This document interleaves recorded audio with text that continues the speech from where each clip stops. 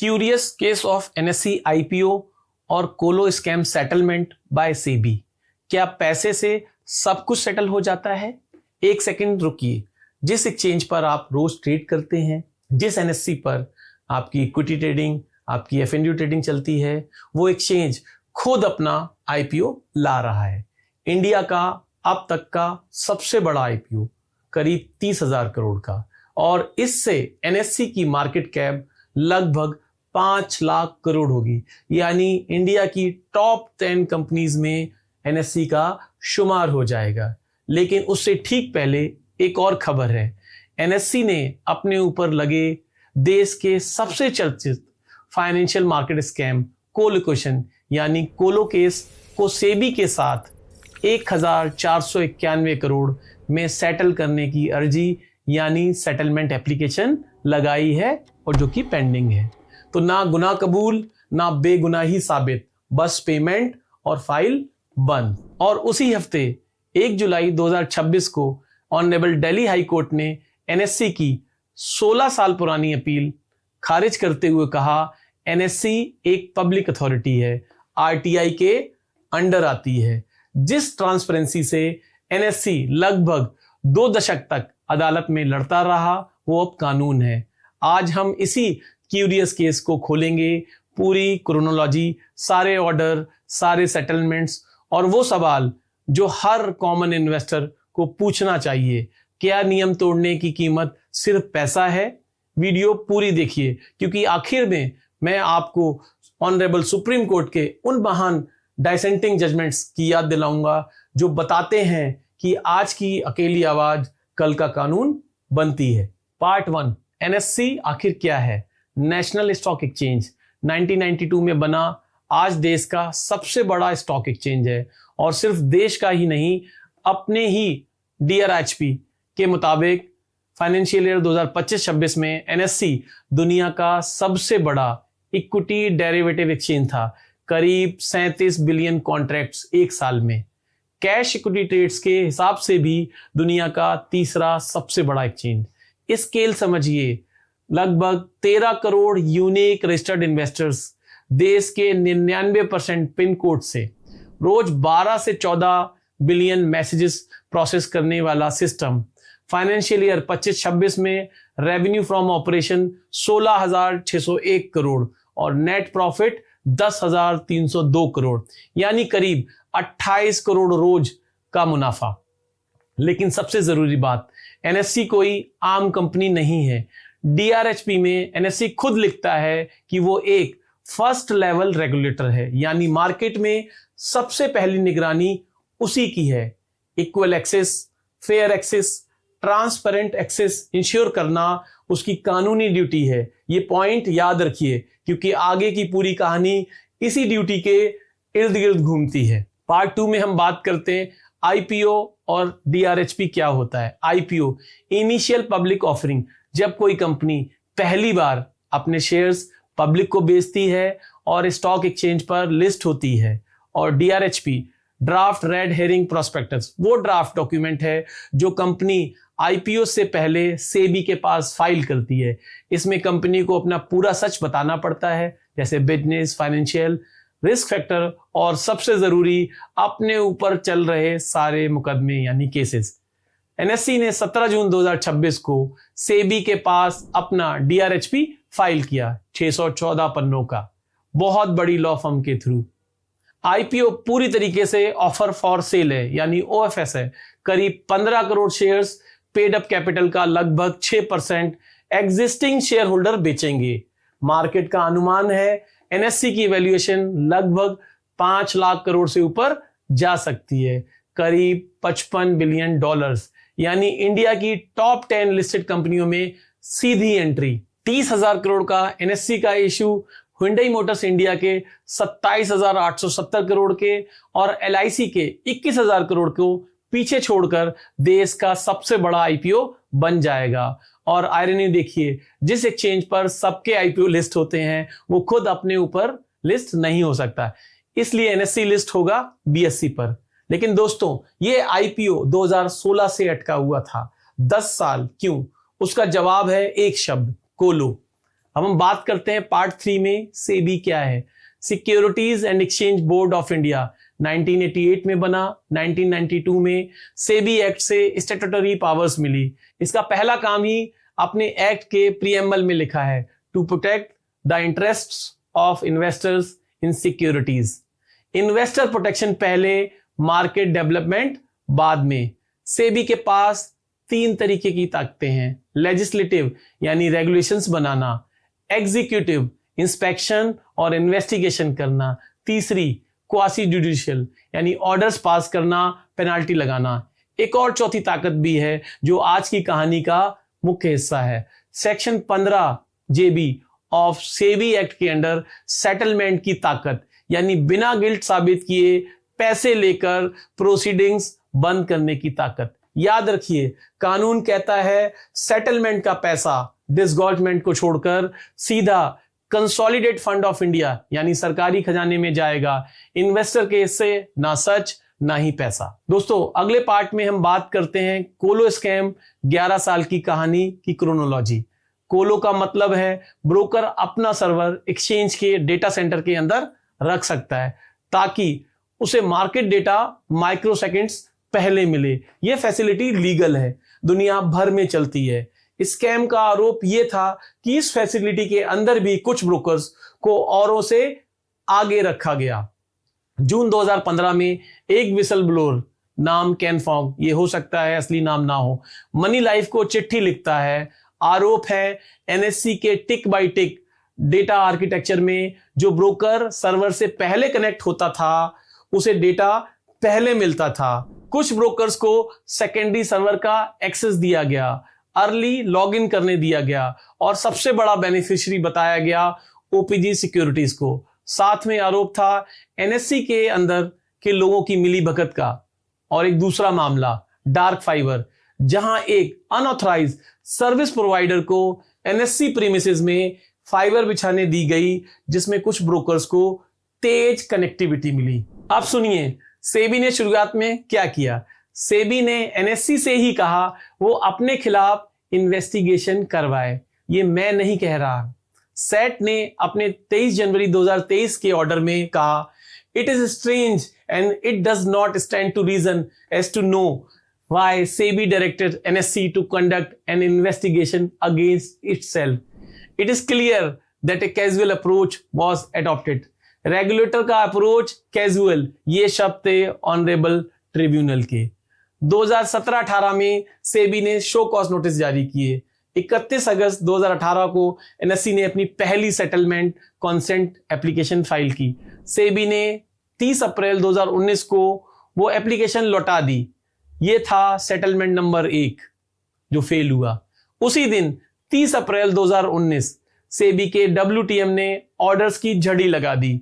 कोलो order, NSC पर 624 करोड़ का डिसगॉर्जमेंट 12% के ब्याज के साथ 1 अप्रैल 2014 से 6 महीने तक सिक्योरिटी मार्केट से पैसा नहीं उठा सकता है, यानी आईपीओ का दरवाजा बंद।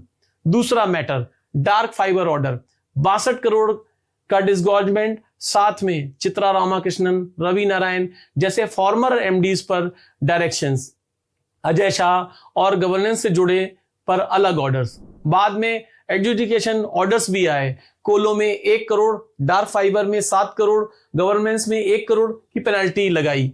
एनएससी ने सेबी के पास कुल 1107 करोड़ जमा भी करा दिए। फिर आया 23 जनवरी 2023 का ऑनरेबल सेट का ऑर्डर और यही कहानी पलट गई। सेट ने 624 करोड़ की डिसगॉर्जमेंट सेट असाइड कर दी। सेट ने कहा एनएससी ने अनइथिकल एक्ट नहीं किया, अनजस्ट इनरिचमेंट साबित नहीं, लेकिन एनएससी अपने ही नॉर्म्स फॉलो नहीं किए, लोड बैलेंसर नहीं लगाया, सेकेंडरी सर्वर मॉनिटर नहीं किया, आईपीस का एलोकेशन बिना एसओपी के हुआ। सेट के शब्द थे, NSC has failed to carry out it duties as the first regulator, और लोड बैलेंसर ना लगाने का फैसला does not appear to be bona fide decision. SAT ने लैक ऑफ ड्यू डिलिजेंस के लिए 100 करोड़ इन्वेस्टर प्रोटेक्शन और एजुकेशन फंड में जमा कराने का आदेश दिया। For this lapse which is not expected from a first level of regulator. ये एक लैंडमार्क जजमेंट था सेट का। सेबी ने सेट के जनवरी 2023 वाले ऑर्डर को भी ऑनरेबल सुप्रीम कोर्ट में चैलेंज कर रखा है कई और ऑर्डर्स के साथ। वो अपील आज भी पेंडिंग है। और एक बात जो बहुत कम लोग बताते हैं, सेट ने यह भी पकड़ा कि सेबी के उसी WTM के उसी दिन के 2 ऑर्डर्स में एक ही मुद्दे पर उल्टी फाइंडिंग थी। NSE वाले ऑर्डर में कहा अर्ली लॉगिन से एडवांटेज मिलता है, OPG वाले ऑर्डर में कहा अर्ली लॉगिन से कोई अनफेयर एडवांटेज नहीं। सेट ने कहा same officer same day same issue पर अलग अलग एनालिसिस नहीं हो सकता है। सोचिए, जिस इन्वेस्टिगेशन पर देश के सबसे बड़े एक्सचेंज की किस्मत टिकी थी, उसकी क्वालिटी ये थी। खैर, 12 जुलाई 2023 को सेट ने कोलो का 1 करोड़ का ये ऑर्डर भी पूरा सेट असाइड कर दिया। डार्क फाइबर में 9 अगस्त 2023 को डिसगॉर्जमेंट पलट दी। सेबी इन ऑर्डर्स के खिलाफ भी सुप्रीम कोर्ट गई है, जो आज भी पेंडिंग है। ऑनरेबल सुप्रीम कोर्ट ने इंटरिम ऑर्डर्स में सेबी से NSE को 300 करोड़ और 31 करोड़ रिफंड भी करवा दिए, इस अंडरटेकिंग पर कि अगर सेबी जीती तो NSE ब्याज समेत वापस करेगा। सेट ने एक मुद्दा वापस सेबी को भेजा था, OPG और NSE के लोगों के बीच की मिलीभगत यानी कन्वेंस का। सेबी ने 17 मई 2023 को नया SCN निकाला। NSE ने फिर सेटलमेंट एप्लीकेशन लगाई जुलाई 2023 में। सेबी ने 18 दिसंबर 2023 को वो भी रिजेक्ट कर दी। ये था सेटलमेंट अमेंड नंबर 2। ये रिजेक्शन हमें सेबी के ऑर्डर से नहीं, NSE के फाइनेंशियल रिजल्ट्स के नोट्स और न्यूज रिपोर्ट से पता चला है। फिर 13 दिसंबर 2024 को सेबी के WTM का ऑर्डर आया। 9 साल की जांच के बाद कंक्लूजन, कन्वेंस का सफिशिएंट एविडेंस नहीं, प्रीपोनेंस ऑफ प्रोबेबिलिटी का टेस्ट फेल, प्रोसीडिंग बिना किसी डायरेक्शन के बंद। NSE और उसके साथ फॉर्मर टॉप एग्जीक्यूटिव सबको क्लीन चिट। जो NSE आमतौर पर section 15HA of SEBI act यानी penalty for fraudulent and unfair trade practices को धनिया मिर्च की तरह हर ऑर्डर में छिड़कती है, यहां वो छिड़कना भूल गई या फिर लगाने लायक ही नहीं समझा।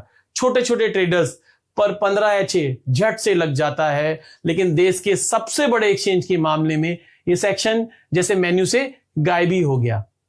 और हां, 30 सितंबर 2024 को OPG सिक्योरिटीज को 85 करोड़ का डिसगॉर्ज करने का ऑर्डर पास हुआ। लेकिन ध्यान दीजिए, उसी ऑर्डर में WTM ने यह भी माना कि NSE के पास कोलो फैसिलिटी की डिफाइंड पॉलिसी ही नहीं थी, सेकेंडरी सर्वर की मॉनिटरिंग ही नहीं थी और 93 ब्रोकर सेकेंडरी सर्वर पर लॉग इन कर रहे थे। कुछ चीजें बड़ी ही सरप्राइजिंग हैं। एक तरफ भारी भरकम डिसगॉर्जमेंट ऑर्डर्स पास हो रहे थे, चाहे NSE के खिलाफ हो या किसी और के, और दूसरी तरफ किसी ऑर्डर में फ्रॉडुलेंट प्रैक्टिस का नामो निशान ही नहीं था, यानी गलत कमाई की वसूली भी हो रही थी और फ्रॉड कहीं मिला भी नहीं। है ना बड़ी सरप्राइजिंग बात। खैर, जैसे आज तक ये ही नहीं पता चला है कि बिटकॉइन किसने बनाया, कौन है सतोशी नाकामोतो, वैसे ही इंडिया के सबसे बड़े स्टॉक मार्केट स्कैम में आज तक ये पता नहीं चला कि एक्चुअल में किसको कितना फायदा हुआ, आम इन्वेस्टर को कितना नुकसान हुआ और उस नुकसान का उन्हें कुछ वापस दिया भी गया है या नहीं। दुनिया का सबसे बड़ा मिस्ट्री कॉइन और इंडिया का सबसे बड़ा मार्केट स्कैम, दोनों के जवाब एक जैसे, गायब। और एक सवाल, जब कहा जा रहा है कि आम इन्वेस्टर को कोई नुकसान हुआ ही नहीं या हमें पता ही नहीं क्योंकि उसे कुछ वापस मिला ही नहीं, तो फिर सैकड़ों करोड़ों के बड़े बड़े डिसगॉर्जमेंट ऑर्डर किस बात के थे। खैर चलिए, पहले डिसगॉर्जमेंट को सेबी की नजर से थोड़ा समझ लेते हैं। वैसे तो ये US का टर्म है। डिसगॉर्जमेंट का मतलब पेनाल्टी नहीं होता है, वसूली होता है। जो मुनाफा गलत तरीके से कमाया गया, कानून कहता है उसे ब्याज समेत उगलो, इंग्लिश में कहते हैं डिसगॉर्ज। और सबसे जरूरी बात, ये पैसा सेबी की जेब में नहीं जाता है, investor protection fund, education fund में जाता है, ताकि जिन इन्वेस्टर्स का नुकसान हुआ है ये पैसा उन्हीं के काम आए। पेनाल्टी सजा है, डिसगॉर्जमेंट इंसाफ। विक्टिम का पैसा विक्टिम की तरफ वापस जाता है। अब दोनों बातें एक साथ रखिए। अगर डिसगॉर्जमेंट हुआ था तो मतलब गलत कमाई थी, और गलत कमाई थी तो नुकसान भी किसी का हुआ होगा, और अगर नुकसान किसी का नहीं हुआ तो डिसगॉर्जमेंट ऑर्डर्स पहले पास ही क्यों हुए? दोनों में से एक ही बात सच हो सकती है। अब आखिरी अध्याय। जनवरी 2024 में एनएससी के एमडी आशीष चौहान ने बोर्ड की मंजूरी से सेबी को चिट्ठी लिखी। सारे कोलो लिटिगेशन का एमिकेबल समाधान चाहिए। 20 जून 2025 को एनएससी ने 2 नई सेटलमेंट एप्लीकेशन फाइल की, कोलो और डार्क फाइबर। शुरुआती ऑफर 1387 करोड़ का था। जनवरी 2026 में सेबी ने इन प्रिंसिपल हामी भर दी, एनओसी मिला। 6 फरवरी 2026 को एनएससी बोर्ड ने आईपीओ अप्रूव किया। 13 मार्च 2026 को रिवाइज सेटलमेंट टर्म यानी आरएसटी फाइल हुई। कुल 1491 करोड़, कोलो के 1223 करोड़ प्लस डार्क फाइबर के 267 करोड़। एनएससी ने एफवाई 25-26 के अकाउंट्स में 1351 करोड़ की प्रोविजनिंग भी बना ली थी। एप्लीकेशन अभी फाइनल डिस्पोजल के लिए पेंडिंग है, और डीआरएचपी खुद कहता है outcome uncertain at this stage. और क्योंकि मामला पहले सुप्रीम कोर्ट में है, सेटलमेंट की गाड़ी तभी पूरी रुकेगी जब सुप्रीम कोर्ट उसे रिकॉर्ड करके अपील्स डिस्पोज करे। अब दोस्तों, इस पार्ट में हम बात करते हैं सेबी सेटलमेंट रेगुलेशन। ये सेटल होता क्या है? SEBI settlement proceeding regulation 2018 section 15 जेबी सेबी एक्ट के अंदर आता है। कॉन्सेप्ट सिंपल है, आरोपी एंटिटी सेबी को सेटलमेंट अमाउंट देती है, कुछ नॉन मॉनेटरी टर्म्स मानती है और प्रोसीडिंग बंद। और सबसे जरूरी वाक्य हर सेटलमेंट ऑर्डर में छपा होता है, विदाउट एडमिटिंग और denying the findings of fact and conclusions of law. ना गुनाह कबूल ना इनकार, फाइल बंद, सच हमेशा के लिए अधूरा। प्रोसेस ये है, एप्लीकेशन जाती है पहले इंटरनल कमेटी यानी आईसी के पास, फिर हाई पावर्ड एडवाइजरी कमेटी यानी एचपीएसी के पास, जिसमें एक रिटायर ऑनरेबल जस्टिस हेड करते हैं, और फिर सेबी के होल टाइम मेंबर्स का एक पैनल फाइनल मोहर लगाता है। अब 2 प्रोविजन ध्यान से सुनिए। Regulation 5 sub regulation 1 clause A कहता है अगर सेम एलिज डिफॉल्ट पर पहले कोई एप्लीकेशन रिजेक्ट हो चुकी है तो नई एप्लीकेशन कंसीडर नहीं होगी। रेगुलेशन 5 सब रेगुलेशन 2 कहता है बोर्ड सेटलमेंट नहीं कर सकता है अगर उसकी राय में एलिज डिफॉल्ट का मार्केट वाइड इंपैक्ट हो, बड़ी संख्या में इन्वेस्टर को नुकसान हुआ हो या मार्केट की इंटीग्रिटी अफेक्ट हुई। अब आप खुद सोचिए, आरोप था देश के सबसे बड़े एक्सचेंज के ट्रेडिंग आर्किटेक्चर में ही अनफेयर एक्सेस, जिस सिस्टम से पूरे देश के स्टॉक मार्केट की प्राइस डिस्कवरी होती थी, उसी की फेयरनेस पर सवाल था। अगर ये मार्केट इंटीग्रिटी को इफेक्ट नहीं करता है तो फिर इस धरती पर कौन सा डिफॉल्ट करता है? हाँ, टेक्निकली से भी कह सकता है कि सेट ने फ्रॉड नहीं माना, नुकसान क्वांटिफाई नहीं हुआ, इसलिए 5 रेगुलेशन सब रेगुलेशन 2 ट्रिगर नहीं होता है। ये लीगल आर्गुमेंट है और सेबी की डिस्क्रिप्शन की भाषा मे नॉट सेटल उसे रास्ता भी देती है।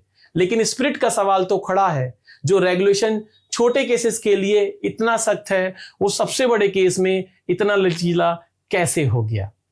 और मार्केट वाइड इंपैक्ट तो पक्का ही था, क्योंकि आज भी सैकड़ों केसेस चल रहे हैं, डीआरएचपी भरा पड़ा है केसेस से, 100 या उससे ज्यादा ब्रोकर्स को एससीएन इशू हुए, सैकड़ों करोड़ के डिसगॉर्जमेंट ऑर्डर्स पास हुए। वो ऑर्डर रहे या अपील में चले गए ये अलग बात है, लेकिन मार्केट वाइड इंपैक्ट तो था ही दोस्तों। अब हम इस पार्ट में बात करते हैं एनएससी का सेटलमेंट स्कोरबोर्ड कितनी बार कितने में।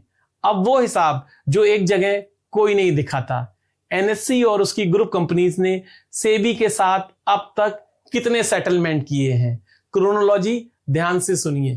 पहला, दिसंबर 2021 एसटीपी सेंट्रलाइज हब का मामला, एनएससी बिना वैलिड रिन्यूअल अप्रूवल के एसटीपी हब चलाता रहा, सेटलमेंट हुआ लगभग 5 करोड़ में।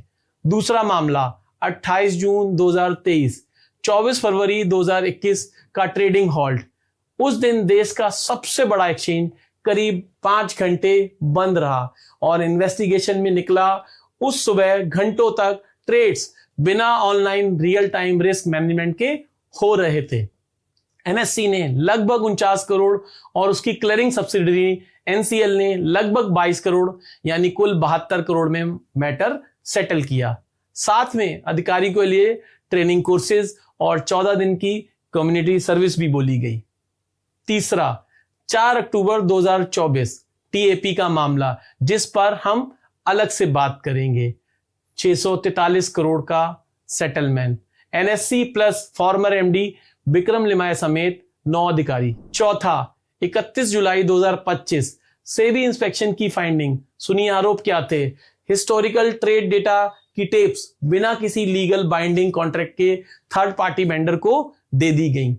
लिस्टेड कंपनीज की कॉन्फिडेंशियल प्राइस सेंसिटिव जानकारी एनएससी की सब्सिडरी एनडीएल के जरिए बाहर शेयर हो रही थी और सिस्टम आर्किटेक्चर ऐसा था कि unpublish sensitive corporate announcement NDL के क्लाइंट तक एनएससी की वेबसाइट पर आने से पहले पहुंच सकते थे। क्लाइंट कोड मॉडिफिकेशन बिना ड्यू डिलीजेंस के सेटलमेंट हुआ 40 करोड़ में। तो इन सब अमाउंट को 4 करोड़, 72 करोड़, 643 करोड़, 40 करोड़ करीब जोड़ेंगे तो 760 करोड़ का सिर्फ सेटलमेंट में बिना एक भी आरोप एडमिट किए। और अब पांचवा सबसे बड़ा, कोलो और डार्क फाइबर का 1500 करोड़ का प्रपोज सेटलमेंट, सब मिलाकर करीब करीब 2250 करोड़। बड़ी रकम लगती है ना। अब पर्सपेक्टिव लीजिए, एनएससी का 2025-26 का प्रॉफिट है 10,302 करोड़ यानी 28 करोड़ रोज। 2,252 करोड़ मतलब सिर्फ 80 दिनों का मुनाफा।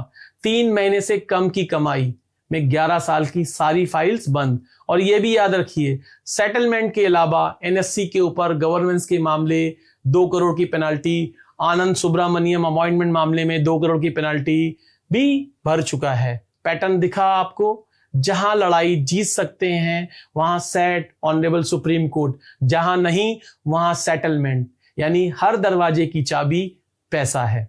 अब पार्ट 7 में हम डिस्कस करते हैं 643 करोड़ वाला टीएपी यानी ट्रेडिंग एक्सेस पॉइंट सेटलमेंट। असली सबक यही है। 4 अक्टूबर 2024 का सेटलमेंट ऑर्डर ध्यान से पढ़िए, क्योंकि यह बताता है कि सेटलमेंट मैकेनिज्म में असली दिक्कत क्या है। टीएपी ट्रेडिंग एक्सेस पॉइंट 2008 से एनएससी का सॉफ्टवेयर था जो ब्रोकर के सर्वर्स पर लगता था और उनके ऑर्डर्स एनएससी तक पहुंचाता था। सेबी के एससीएन में आरोप क्या थे? टीएपी को बाईपास किया जा सकता था और एनएससी ने उसे रोकने के रेमेडियल मेजर्स लिए ही नहीं थे। 20 नवंबर 2013 को एक कंप्लेंट आई थी। वो कंप्लेंट और टीएपी की डिफिशियंसी एनएससी की अपनी स्टैंडिंग कमेटी ऑन टेक्नोलॉजी तक को नहीं बताई गई थी। चीफ इंफॉर्मेशन सिक्योरिटी ऑफिसर की अपॉइंटमेंट में देरी की गई थी। टीएपी में इंक्रिप्शन था ही नहीं। और सबसे भारी आरोप रेगुलेशन 4 सब रेगुलेशन 1 और पीएफयूटीपी रेगुलेशन यानी fraudulent and unfair trade practices का प्रावधान। अब सुनिए सेटलमेंट के अंदर की बात जो ऑर्डर में ही लिखी है। सेबी की एचपीएसी ने खुद कहा कि सेटलमेंट अमाउंट को दोबारा कैलकुलेट करो in line with the revenue generated and profit made through TAP subscriptions. मतलब समझिए, कमेटी मान रही थी कि इस सिस्टम से रेवेन्यू और प्रॉफिट बना था, फिर भी फाइनल सेटलमेंट हुआ 643 करोड़ में। एनएससी और 9 अधिकारियों के लिए कंपोजिट। अधिकारियों को 14 दिन की प्रो बोनो कम्युनिटी सर्विस के लिए भी कहा गया।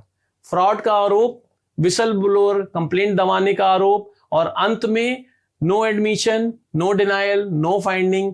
एक पब्लिक इंटरेस्ट एंटिटी ने इस सेटलमेंट ऑर्डर को मद्रास हाई कोर्ट में रिट पिटीशन के तहत चैलेंज भी किया है, वो भी पेंडिंग है। सवाल वही, जब आरोप फ्रॉड का हो तो क्या इन्वेस्टर को यह जानने का हक है या नहीं कि सच क्या था। अब पार्ट 8 में हम बात करते हैं ऑर्डर्स में एनएससी और सेबी दोनों के बारे में क्या क्या लिखा गया।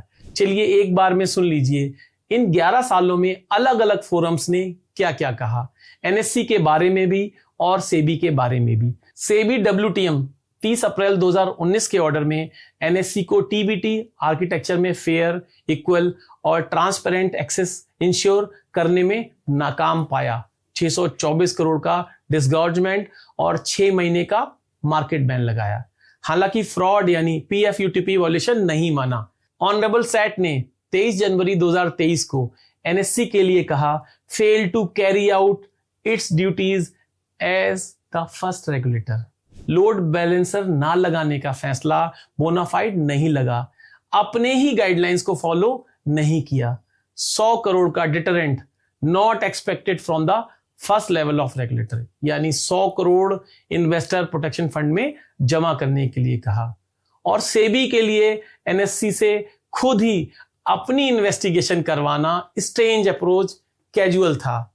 एक ही डब्ल्यूटीएम के एक ही दिन के 2 ऑर्डर में कॉन्ट्राडिक्शंस। सेट ने 12 जुलाई 2023 को कोलो का 1 करोड़ का एडजुडिकेशन ऑर्डर पूरा सेट असाइड कर दिया, लेकिन उसी दिन सेट ने ओपीजे सिक्योरिटीज की वॉयलेशन अफर्म की, सेकेंडरी सर्वर का लगातार मिसयूज और अनफेयर गेन माना। सेबी डब्ल्यूटीएम ने 13 सितंबर 2024 को कनेवेंस साबित करने के लिए सफिशिएंट मटेरियल एविडेंस नहीं थे ऐसा कहा, लेकिन यह भी दर्ज किया एनएससी के पास कोलो के इस्तेमाल की डिटेल्ड डिफाइंड पॉलिसी नहीं थी और सेकेंडरी सर्वर की मॉनिटरिंग में नाकामी थी, लैक ऑफ ड्यू डिलिजेंस। अब इन सबको एक लाइन में जोड़िए। हर फोरम ने माना एनएससी, जो खुद फर्स्ट लेवल का रेगुलेटर है, अपनी बुनियादी ड्यूटी में फेल हुआ। बचाव में सिर्फ इतना मिला कि फ्रॉड साबित नहीं हुआ, और वो भी एक बड़ी हद तक इसलिए कि एविडेंस नहीं मिला उस इन्वेस्टिगेशन से जिसकी शुरुआत में सेबी ने एनएससी से ही अपनी जांच करवाई थी। और अब जो बचा खुचा सवाल ऑनरेबल सुप्रीम कोर्ट में है, वो सेटलमेंट से बंद होने जा रहा है। कन्वीनियंट है ना? अब देखने वाला विषय ये है, अगर ये अप्रूव हो जाती है, ऑनरेबल सुप्रीम कोर्ट उस पर अपना क्या रुख रखता है। अब हम इस पार्ट में डिस्कस करेंगे आरटीआई और दिल्ली हाई कोर्ट का जजमेंट। एनएससी आखिर छुपाना क्या चाहता था? अब उस फैसले पर आते हैं जिसने इस पूरी कहानी में रोशनी का एक नया दरवाजा खोला है। पहले समझिए आरटीआई क्या है। आरटीआई मतलब राइट टू इंफॉर्मेशन एक्ट 2005। ये कानून हर नागरिक को हक देता है कि वो किसी भी पब्लिक अथॉरिटी से, प्राइवेट अथॉरिटी से नहीं, फाइल्स मांगे, रिकॉर्ड मांगे, जवाब मांगे। इसे कहते हैं सनशाइन लॉ, क्योंकि रोशनी सबसे अच्छा डिसइंफेक्टेंट होती है। 7 जून 2007 को सेंट्रल इंफॉर्मेशन कमीशन यानी सीआईसी ने कहा एनएससी पब्लिक अथॉरिटी है, आरटीआई के अंडर जवाब दो। एनएससी ने जवाब देने की जगह दिल्ली हाई कोर्ट का रुख किया। सिंगल जज से हारा तो 2010 में एलपीए फाइल कर दी। वो अपील एलपीए 315 ऑफ 2010 16 साल तक चली। सीआईसी के ऑर्डर से गिने तो 19 साल तक देश का सबसे बड़ा एक्सचेंज अदालत में सिर्फ एक बात के लिए लड़ता रहा कि नागरिक उससे सवाल ना पूछ सकें। अब जरा इस विरोधाभास को महसूस कीजिए। ये वही एनएससी है जो हर लिस्टेड कंपनी से कहता है डिस्क्लोज करो, हर ब्रोकर से कहता है रिकॉर्ड्स रखो, हर इन्वेस्टर से कहता है सोचकर समझकर इन्वेस्ट कर, जो रोज करोड़ों लोगों को ट्रांसपेरेंसी का उपदेश देता है, वो खुद ही इतना क्यों डरता है? ट्रांसपेरेंसी से क्या छुपाना चाहता था? वो कोलो फाइल्स, वो सेटलमेंट एप्लीकेशंस जिनका असली कंटेंट आज तक किसी इन्वेस्टर ने नहीं देखा, वो रिजेक्टेड एप्लीकेशंस जिनके रिजेक्ट होने की खबर हमें सेबी के किसी रीजन ऑर्डर से नहीं बल्कि न्यूज लीक्स से मिलती है, वो अंदरूनी करस्पॉन्डेंस जो बताता है कि 2013 की कंप्लेंट को स्टैंडिंग कमेटी तक क्यों नहीं पहुंचने दिया गया। सवाल जितने गहरे हैं, खामोशी उतनी ही लंबी रही। 1 जुलाई 2026 को दिल्ली हाई कोर्ट की ऑनरेबल डिवीजन बेंच ने ये खामोशी तोड़ दी। कोर्ट ने कहा एनएससी बिना सेबी की रिकॉग्निशन के स्टॉक एक्सचेंज के तौर पर काम या फंक्शन कर ही नहीं सकता है। उस पर सरकार और सेबी का गहरा कंट्रोल है। वो डी फैक्टो मोनोपोली है और वो पब्लिक फंक्शन परफॉर्म करता है। इसलिए एनएससी सेक्शन 2H के दोनों हिस्से में पब्लिक अथॉरिटी है।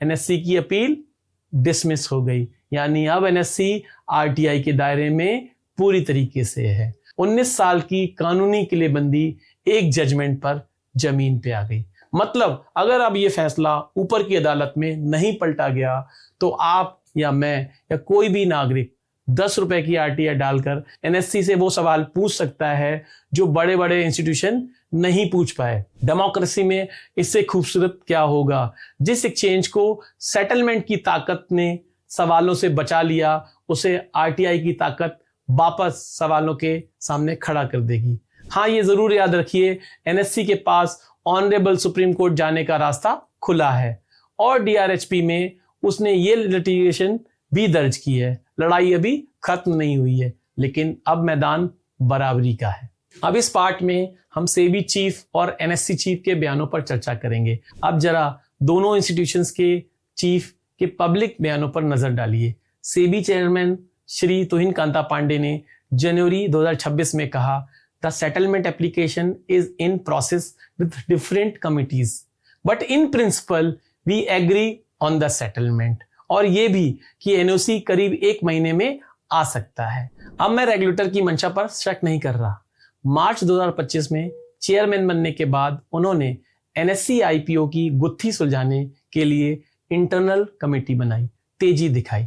लेकिन एक लीगल सवाल तो बनता ही है, जब सेटलमेंट एप्लीकेशन अभी भी कमेटी के सामने पेंडिंग हो, तब देश का चीफ रेगुलेटर पब्लिक में इन प्रिंसिपल भी एग्री कह दे, तो एचपीएसी और डब्ल्यूटीएम पैनल के सामने वो एप्लीकेशन कितनी ओपन रह जाती है। प्रोसेस की इंडिपेंडेंस दिखनी भी चाहिए, सिर्फ होनी नहीं चाहिए। अगर आप ध्यान से देखेंगे तो सेटलमेंट का पूरा प्रोसेस 3 टियर प्रोसेस है। इंटरनल कमेटी, फिर हाई पावर एडवाइजरी कमेटी और फिर होल टाइम मेंबर्स का पैनल। प्रोसेस किस स्टेज पर है, अंदर क्या चल रहा है, ये काफी सेंसिटिव मैटर है। खैर, दूसरी तरफ एनएससी के एमडी श्री आशीष कुमार चौहान, जिन्होंने जनवरी 2024 में बोर्ड की मंजूरी से सेबी को एमिकेबल सेटलमेंट की चिट्ठी लिखी, जो इंटरव्यूज में कहते रहे कि the focus at NSC is back on governance. और जनवरी 2026 में जिन्होंने सेबी आईपीओ नॉड के पॉजिटिव संकेत को तिरुपति दर्शन से जोड़कर डिवाइन साइन तक कह दिया। आस्था अपनी जगह है, पूरा सम्मान है, लेकिन मार्केट आस्था से नहीं अकाउंटेबिलिटी से चलता है। इन्वेस्टर को डिवाइन साइन नहीं, डिस्क्लोज फैक्ट चाहिए। अब हम अगले पार्ट में डिस्कस करते हैं छोटों पर सख्ती, बड़ों से सेटलमेंट और सेबी कितना अच्छा काम कर रहा है। ये आप एक और एग्जाम्पल से देख सकते हैं।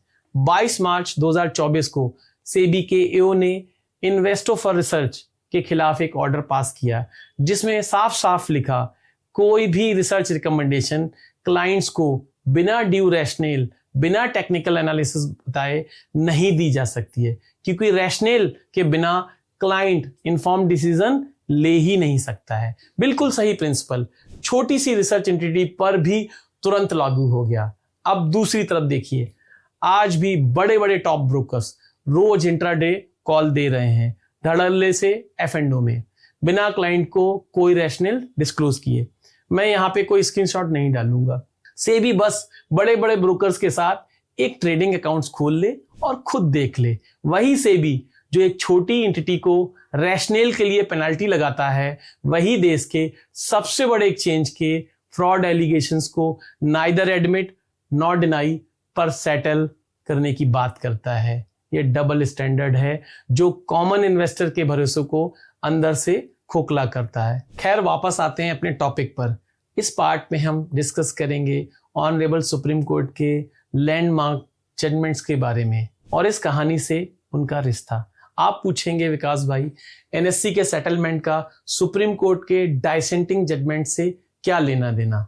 बहुत गहरा, ध्यान से सुनिए। ADM Jabalpur versus Shrikant Shukla 1976, emergency का दौर। 4 जजेस ने कहा कि इमरजेंसी में लाइफ और लिबर्टी का राइट भी सस्पेंड हो सकता है। जी हाँ, इमरजेंसी में लाइफ और लिबर्टी का राइट भी सस्पेंड हो सकता है, ये 4 जजेस ने कहा। अकेले जस्टिस एचआर खन्ना ने डाइसेंट में लिखा, जीवन और स्वतंत्रता का अधिकार संविधान से पैदा नहीं होता है, वो इनहेरेंट है। आर्टिकल 21 नहीं भी होता तब भी स्टेट किसी की लाइफ और लिबर्टी बिना अथॉरिटी ऑफ लॉ नहीं छीन सकता है। उस डाइसेंट की कीमत उन्होंने अपने चीफ जस्टिस ना बनने से चुकाई। सुपरसीड कर दिया गया, इस्तीफा दे दिया, लेकिन 2017 में जस्टिस के.एस. पुट्टुस्वामी ने 9 जजेस की बेंच ने एडीएम जबलपुर को ओवर रूल किया और जस्टिस खन्ना के डाइसेंट को कानून बना दिया। इसे भारतीय कानूनी इतिहास का सबसे महान डाइसेंट कहा जाता है। अब हम अगला जजमेंट डिस्कस करते हैं, ए.के. गोपालन वर्सेस स्टेट ऑफ मद्रास 1950 का। जस्टिस फजल अली अकेले खड़े हुए और कहा फंडामेंटल राइट्स अलग अलग डिब्बे नहीं हैं, वो आपस में जुड़े हैं और पर्सनल लिबर्टी की एक्सप्लेनेशन लिबरल होनी चाहिए। 28 साल तक ये माइनॉरिटी ओपिनियन रही। 1978 में Maneka Gandhi versus union of India में कोर्ट ने यही अप्रोच अपनाई और आर्टिकल 21 का पूरा जूरिस्प्रूडेंस ही बदल गया। अब हम एक और जजमेंट डिस्कस करते हैं, Sajjan Singh versus state of Rajasthan 1965। Justice M Hidayatullah और जस्टिस जे.आर. मधोलकर ने सवाल उठाया कि क्या पार्लियामेंट की अमेंडिंग पावर असीमित है? ये आर्टिकल 368 है। जस्टिस मधोलकर ने पहली बार संकेत दिया संविधान के कुछ बेसिक फीचर्स हो सकते हैं। यही बीज 1973 में केशवानंद भारती बनकर उगा, बेसिक स्ट्रक्चर डॉक्ट्रिन, जो आज भी हमारे कॉन्स्टिट्यूशन की सबसे बड़ी शील्ड है। अब हम एक और जजमेंट डिस्कस करते हैं, खरक Singh versus state of UP 1963। Justice के सुब्बा राव ने डाइसेंट में कहा प्राइवेसी पर्सनल लिबर्टी का हिस्सा है, मेजॉरिटी ने ठुकरा दिया। 55 साल बाद पुट्टुस्वामी में सुप्रीम कोर्ट ने उन्हीं का रीजनिंग अपनाकर प्राइवेसी को फंडामेंटल राइट माना। अब समझिए रेलिवेंस। हर उस दौर में एक मेजॉरिटी थी, ताकतवर, कन्वीनियंट, प्रैक्टिकल, और एक अकेली आवाज थी, अनकंफर्टेबल, असुविधाजनक, जिद्दी माइनॉरिटी में। इतिहास ने हर बार अकेली आवाज को चुना। आज कोलो केस में भी वही तस्वीर है।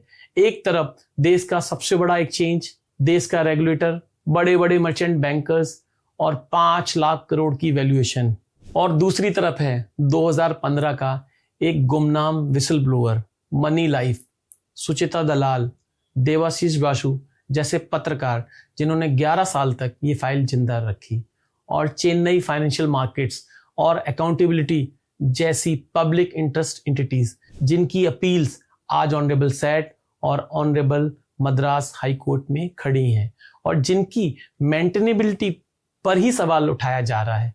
बिल्कुल वैसे ही जैसे हर दौर में डाइसेंट की आवाज को पहले सुनने लायक ही नहीं कहा जाता था। जस्टिस खन्ना को भी उस रात नहीं पता था कि इतिहास उनके साथ खड़ा होगा, लेकिन उन्होंने लिखा क्योंकि रिकॉर्ड में सच दर्ज होना चाहिए। सेटलमेंट फाइल्स बंद कर सकता है, लेकिन जो सवाल रिकॉर्ड पर दर्ज हो चुके हैं, सेट के ऑर्डर्स में हैं, जजमेंट्स में हैं, आर्टिकल्स में हैं और शायद आने वाली आरटीआईज के जवाबों में, वो सवाल सेटल नहीं होते, वो इंतजार करते हैं। अब दोस्तों इस पार्ट में 2 पल्ले एक तराजू। दोस्तों ईमानदारी की बात कहूँ, सेटलमेंट मैकेनिज्म अपने आप में विलन नहीं है। एनएससी का पक्ष समझिए, सेट उसकी डिसगॉर्जमेंट पहले ही सेट असाइड कर चुका था। फ्रॉड किसी फोरम ने नहीं माना। ऑनरेबल सुप्रीम कोर्ट का आउटकम अभी पेंडिंग है और लिटिगेशन 10 साल से ज्यादा खा चुका है। सेबी के लिए 1500 करोड़ का सेटलमेंट लड़ाई से बेहतर लग सकता है।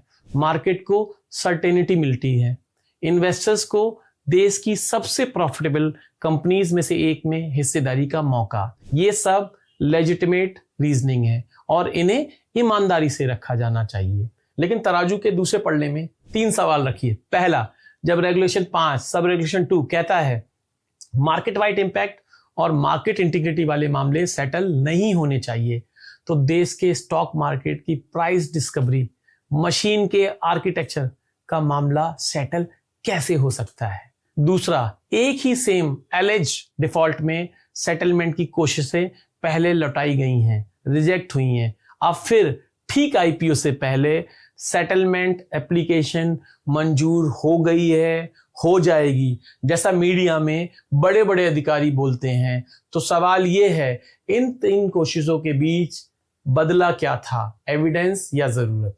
जैसा कि मैंने पहले भी बताया, सेबी ने ऑनरेबल सेट के जनवरी 2023 वाले ऑर्डर को भी ऑनरेबल सुप्रीम कोर्ट में चैलेंज कर रखा है, कई और ऑर्डर्स के साथ। वो अपील आज भी पेंडिंग है। तो एनएससी की ये कोलो सेटलमेंट एप्लीकेशन सिर्फ सेबी की कमेटी से ही पास होकर ही खत्म नहीं होगी, उसे ऑनरेबल सुप्रीम कोर्ट की स्क्रूटनी से भी गुजरना पड़ेगा। जब तक ऑनरेबल सुप्रीम कोर्ट सेटलमेंट को रिकॉर्ड करके वो अपील डिस्पोज नहीं करता, तब तक ये फाइल पूरी तरीके से बंद नहीं मानी जाएगी।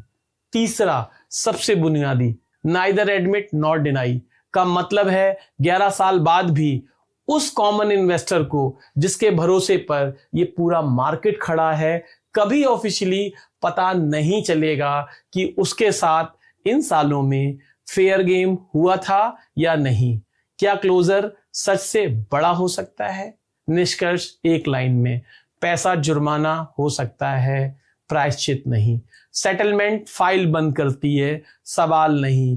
और जब तक सवाल जिंदा है हम पूछते रहेंगे, क्योंकि पूछना ही हमारा काम है। दोस्तों, इस पार्ट में हम डिस्कस करेंगे आपको क्या करना चाहिए। अगर आप एनएससी के आईपीओ में अप्लाई करने की सोच रहे हैं तो सिर्फ ग्रे मार्केट प्रीमियम मत देखिए, डीआरएचपी का लिटिगेशन सेक्शन पढ़िए। बहुत बड़ी फाइल है, 614 पन्ने हैं। कम से कम वो पन्ने तो पढ़िए जहां कंपनी खुद अपने रिस्क कबूल करती है, पेंडिंग सुप्रीम कोर्ट अपील्स के बारे में बात करती है, पेंडिंग सेटलमेंट के बारे में बात करती है, 2600 करोड़ से ज्यादा की क्वांटिफाइबल लिटिगेशन टैक्स डिमांड्स की बात करती है, और टॉप 10 ब्रोकर जिन पर 46% से ज्यादा रेवेन्यू डिपेंडेंस की बात करती है। इन्फॉर्म्ड इन्वेस्टर ही प्रोटेक्टेड इन्वेस्टर होता है। और याद रखिए, मैं आपको आईपीओ में अप्लाई करने या ना करने की सलाह नहीं दे रहा हूं, वो फैसला आपका है, आपके एडवाइजर का है। तो कमेंट्स में बताइए, क्या मार्केट वाइड इंपैक्ट वाले केसेस सेटलमेंट से बंद होने चाहिए, हाँ या ना, और क्यों? इस वीडियो को उस दोस्त को भी भेजिए जो एनएससी आईपीओ का इंतजार कर रहा है। अलॉटमेंट मिले या ना मिले, समझ जरूर मिलेगी। दोस्तों, मैं हूं एडवोकेट विकास गुप्ता, और अगर आप चाहते हैं लॉ दैट मेक सेंस तो ये वीडियो शेयर कीजिए, सवाल पूछते रहिए, क्योंकि कानून का काम डर पैदा करना नहीं, समझ पैदा करना है। और इतिहास गवाह है, फैसले मेजॉरिटी लिखती है लेकिन भविष्य डाइसेंट लिखता है। वीडियो के अंत में मैं तहे दिल से धन्यवाद देना चाहूंगा एनएससी की वेबसाइट्स का, सेबी की वेबसाइट का, सेबी के ऑर्डर्स का, सेबी के एक्ट और रेगुलेशंस का, मनी लाइफ की वेबसाइट का, सुचेता दलाल जी का, जिनसे मैं कभी मिला नहीं, कभी बात नहीं हुई, लेकिन उनके डिटेल्ड एनालिसिस ने इस रिसर्च में बहुत मदद की। इस रिसर्च पर मैंने काफी लंबे समय तक काम किया है, हजारों पेजेस अपनी समझ से समझे हैं, सैकड़ों आर्टिकल्स पढ़े हैं, कई ऑर्डर्स पढ़े हैं, और भारी भरकम एनएससी डीआरएचपी। कोशिश सिर्फ इतनी है कि अवेलेबल फैक्ट्स पर आपको एक ईमानदार एनालिसिस दिया जाए, और पूरी ट्रांसपेरेंसी। मेरा एनएससी, बीएससी या किसी भी स्टॉक एक्सचेंज में, किसी भी स्टॉक में एक भी शेयर नहीं है। जी हाँ, मेरे पास किसी भी कंपनी का एक भी शेयर नहीं है, म्यूचुअल फंड भी नहीं है, सच कहूं तो लेने के पैसे भी नहीं है। किसी ने मुझे ये वीडियो बनाने के लिए कोई ऑफर नहीं दिया है, ना ही मुझे कोई ऑफर चाहिए। बस लॉ का स्टूडेंट हूं, प्रैक्टिसिंग एडवोकेट हूं, थोड़ा बहुत पढ़ता हूं, उसी समझ से एनालिसिस की है और आपके सामने रखी है। तो आपसे भी निवेदन है, पढ़ते रहिए, सवाल उठाते रहिए। एनएससी एक बेहतरीन एक्सचेंज है, सेबी बहुत बढ़िया काम कर रहा है, लेकिन जब भी आपको लगे कुछ सही नहीं है तो अपनी आवाज उठाइए। सेबी कंसल्टेशन पेपर्स भी इसीलिए तो लेकर आता है। नमस्कार।